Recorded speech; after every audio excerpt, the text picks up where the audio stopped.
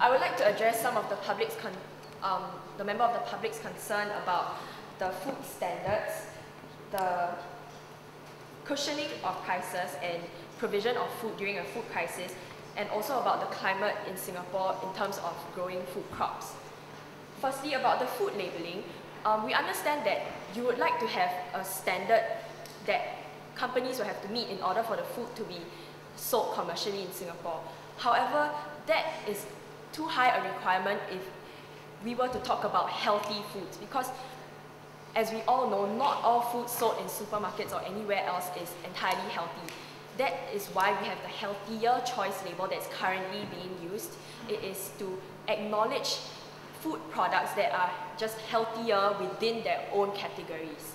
Because, like as I mentioned before, they use less than the average amount of nutrition that people deem as unhealthy.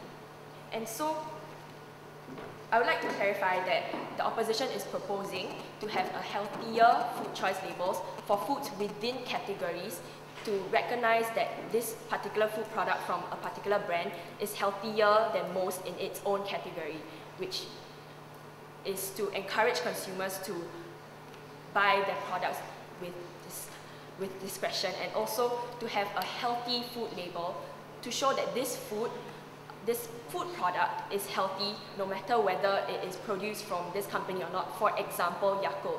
It has been proven to be a good digestive drink that everyone can take, even though it does not meet the healthier food choice labels because of its sucrose content. I hope that clarifies your concerns about the food labeling. Moving on to the cushioning of prices during a food crisis. The opposition would like to emphasize that the CAP brought up by the government, even though would produce an amount of food, is not substantial enough to cushion prices for a sustained period of time during a food crisis, especially because in Singapore, no matter how small we are, our land is also small, so the amount that we can produce is not sufficient to sustain us for very long during a food crisis. And therefore, we question the effectiveness and feasibility of the government's plans. About the climates in Singapore, we actually have a program here called Roofing, as one of my esteemed members is actually part of. She mentions that in roofing, we produce, they grow crops like farmers in Singapore as part of a community plan to produce organic food for themselves.